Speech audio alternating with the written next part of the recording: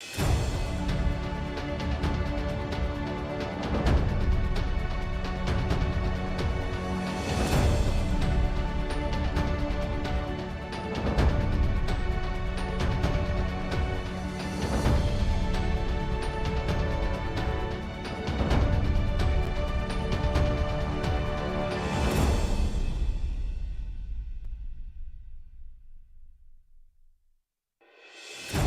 are right on time for News Watch on this 22nd day of August 2023. A very good evening to you and welcome to the broadcast.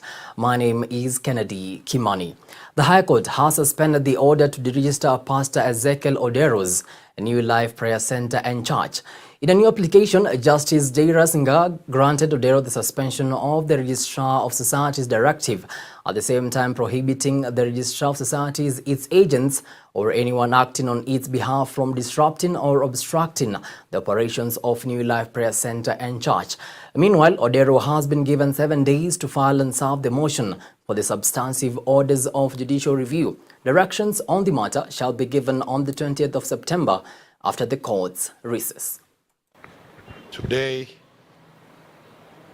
amepata nyota. It was a disaster, but I think at last the judiciary has given back Pastor Ezekiel his nyota for him to continue running the church. We are happy that nyota ya Ezekiel imewaka na itaendelea kuwaka kwa sababu hakuna hata msikiti mmoja ushaifungwa.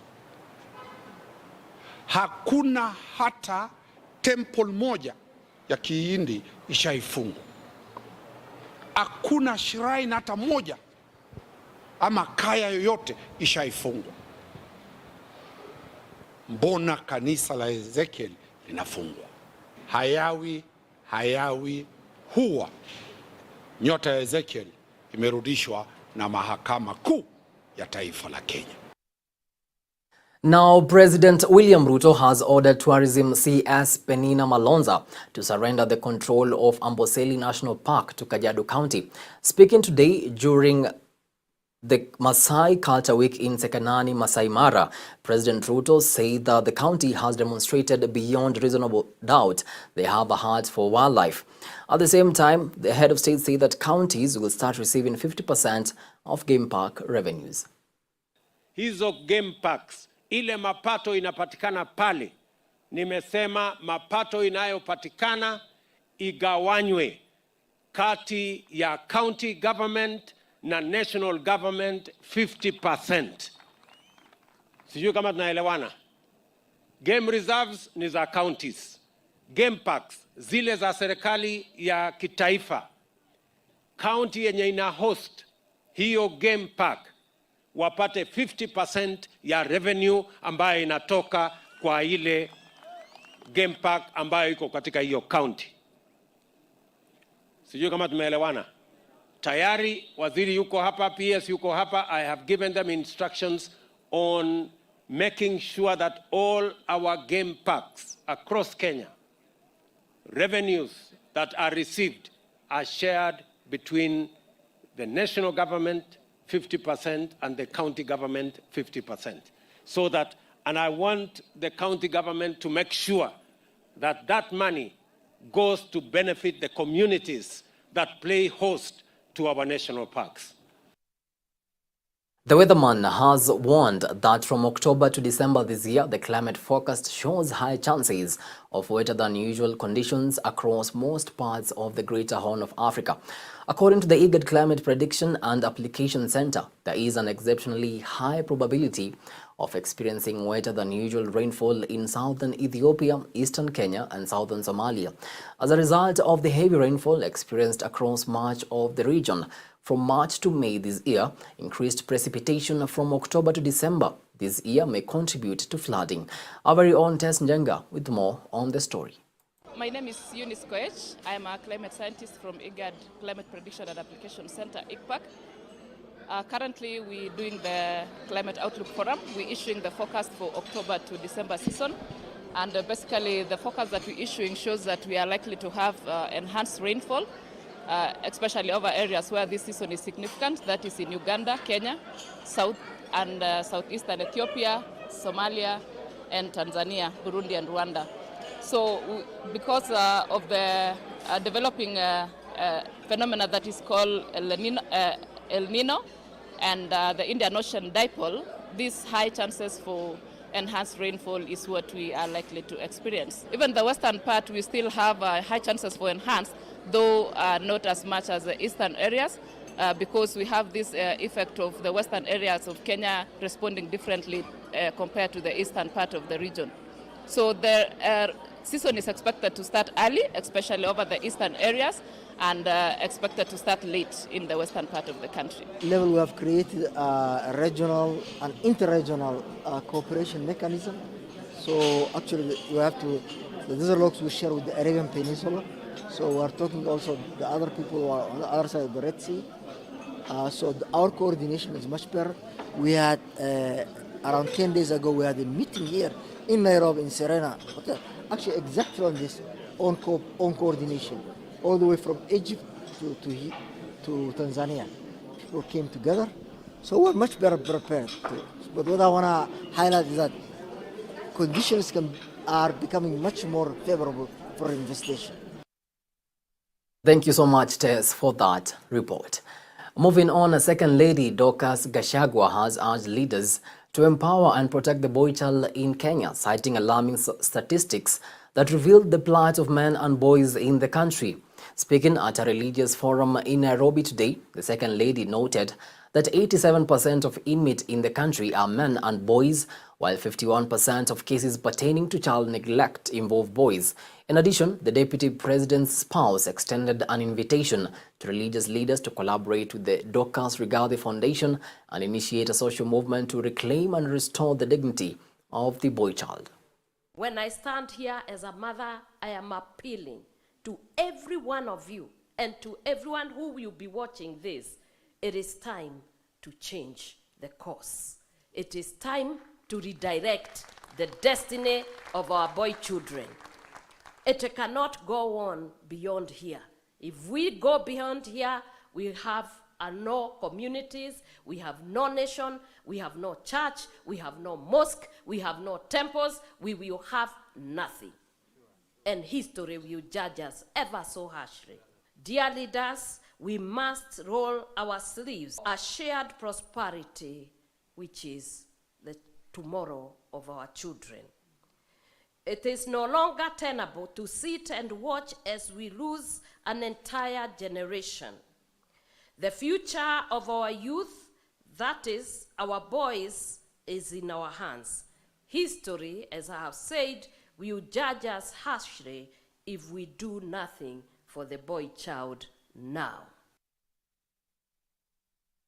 Now, SITA Missions, in partnership with Mission Aviation Fellowship, are this week holding a 5-day medical and vet camp in Archers Post in Samburu County. The Med-Vet camp started yesterday and will end on Friday this week. Nimefurahia hii madaktari ambaye amekuja kupatia hii ng'ombe yangu hii dawa kudunga, kwa sababu hii dawa inasaidia. Sasa mimi niko na furaha sana. Asanteni vile mmekuja kudumia hii ng'ombe yangu. Crossing borders now, and negotiations for Somalia to join the East African Community have begun today at the Kenya School of Government. The EAC team is expected to highlight to the Somali delegation the benefits, obligations and commitments of partner states, under which the treaty will be the basis for the negotiations in good faith by both teams. Speaking during the meeting, EAC Secretary General Peter Mathuki expressed optimism about Somalia's potential membership, saying that it will enable Somalia to benefit from the EAC's regional infrastructure projects such as roads, railways and energy networks. Somalia first applied to join the EAC in 2012, an approval given by the heads of state summit in 2013. But the process collapsed due to political instability in the country. If successful, Somalia will be the 8th member state of the East African Community. Other member states include Tanzania, Uganda, DR Congo, Rwanda, Burundi, Kenya and South Sudan. And the former U.S. President Donald Trump says he will surrender to authorities in Georgia on Thursday so as to face charges in the case accusing him of illegally scheming to overturn his 2020 election laws in the state. This will be Trump's fourth arrest since April, when he became the first former president in U.S. history to face indictment. Since then, Trump, who remains the leading candidate for the Republican presidential nomination, has had what has seemed like an endless procession of bookings and arraignments in jurisdictions across the country.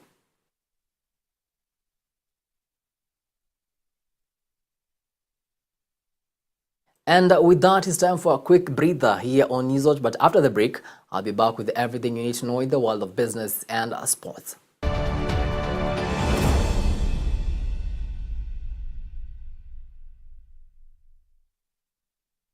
Love Nairobi Festival with evangelist Andrew Palau is coming to Nairobi. All are welcome at this free event. 3 days of great music with Don Moen, Pompi, Evelyn Wanjiru, and more of Kenya's best artists. Bring the kids to the family fun zone, see high-flying motorcycle and BMX bicycle demonstrations. Love Nairobi Festival, 15th to 17th September at the University of Nairobi Sports Grounds. Friday, 3 p.m. to 8 p.m. Saturday and Sunday, 12 p.m. to 8 p.m. More details at lovenairobifestival.org. It's free.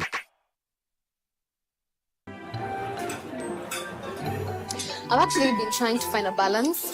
It's been really tough and hectic, but everyone says once you get a hang of it, it becomes better, and I don't know, but I'm hoping to find a balance soon because it's really been hectic. But you've been in the job industry for a long time, so I think you would know better. Sindio? Huh? What time is it? I need to catch up on Leadership Forum. Do they have a radio here? Never mind. I brought my own. No way. You can't be serious. Wait, why do you have a radio and you can just catch up with the shows on Hope FM podcast? Really? Even Meet of the One? Yeah. I mean, you can find them on whatever platform, name it. AfriPods, Google Podcasts, Apple Podcasts, Spotify, you name it. But I'm not subscribed on any of them.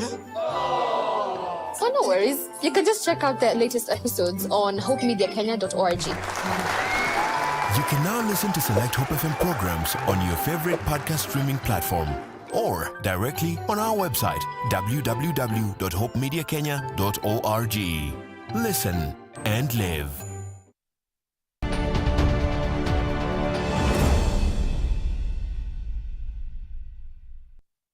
Welcome back. Now let's get down to business. Kenyans are defaulting on payments at a higher rate than those at commercial banks, SACCOs and microfinance banks. This follows the revelation by President William Ruto's financial inclusion advisor Moses Banda that Kenyans have defaulted 3 billion shillings Hustler Fund loans in 9 months.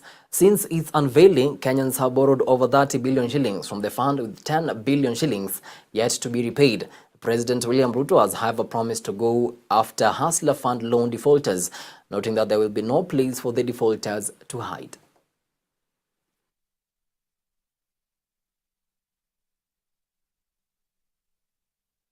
And Treasury Cabinet Secretary Njuguna Ndung'u has appointed the Vice Chairperson of the Commission on Revenue Allocation, Humphrey Watanga, as the new Kenya Revenue Authority Commissioner General for 3 years effective today.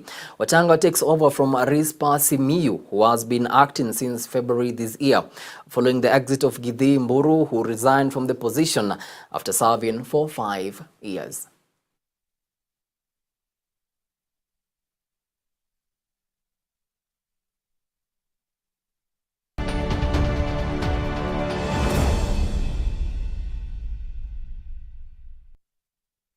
And to some sporting action now, and after winning the 10,000 meters silver through Daniel Simiyu, Kenyans expect more medals as the women's 1,500 meter duo and 3,000 meter trio take the field at the National Athletic Center in Budapest.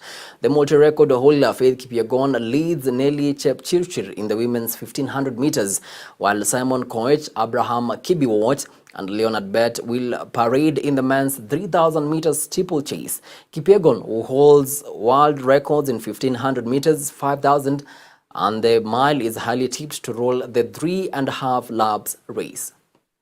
This top six just from the rest of the field. They will be the 6 that automatically qualify through to the semi-final stage.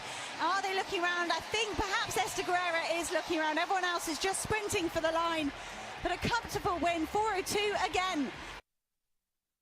Now, KCB has unveiled a star-studded squad of 6 players to represent East Africa in the inaugural World Rapid Chess Championship. The team will fight for the top honors in the 12-round Swiss tournament in Germany from the 26th to the 28th of August. The World Rapid Chess Championship is a tournament held to determine the world champion under rapid time controls. The team will be captained by candidate master Benjamin Magana, who will be joined by Robert Magleo, Martin Joroge, Joseph Medhu, Joyce Nyaruai and Isaac Babu, who doubles up as the team manager. KCB is the only team from East Africa to participate in the global tournament that has attracted 43 teams from all over the world. Our team, the KCB team, is headed out for the hunt of the year in a competition that will see them battle it out with some of the world's best players. KCB chess team is our best in the country. They have been leading the league for the last 10 years. KCB is helping us to manage the talents that we have in the country. And we are praying that we continue to have a partnership so that we continue impacting the life of the young people, because I know KCB stands for transformation. And to some football now, the national football team Harambee Stars is set to play the Qatar national team in an international friendly match on the 7th of next month in Doha. Harambee Stars will host South Sudan in Nairobi at a later date. Kenya and Qatar have never met before, and it will be interesting to see how this encounter turns out. However, Kenya and South Sudan have met several times, the last being in May 2021, when Elvis Rupia, his strike separated the two sides.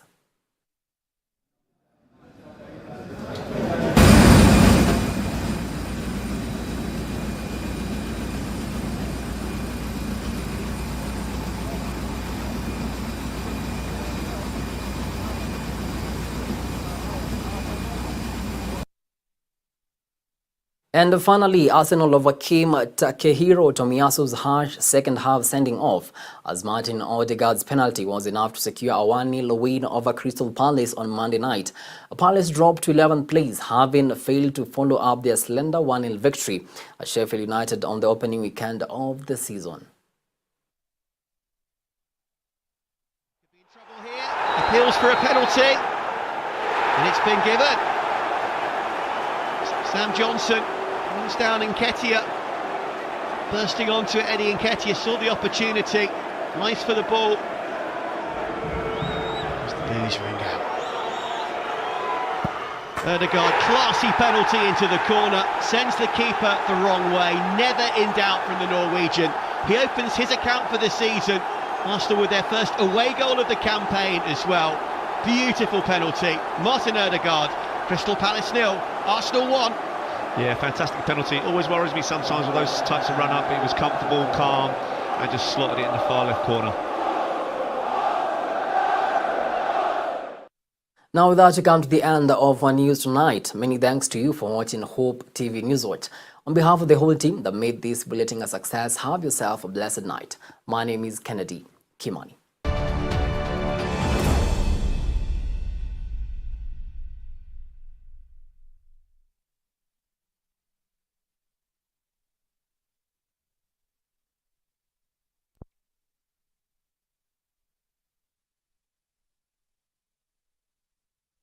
Hope TV is where you look and live, with an excellent selection of the best Christian programming consisting of local and international content, of inspirational stories, talk shows, Bible commentary, youth, health shows, children entertainment, contemporary gospel music, extended times of worship, live broadcast, news, movies, drama, Christian ministry programs, and so much more. Hope TV is another quality service from Christ is the Answer Ministries, with over 45% of authentic and credible local content every week. Hope TV is a sister station to Hope FM, Kenya's leading Christian radio station, with footprints across the country. Tune in to Hope TV, where you look and live.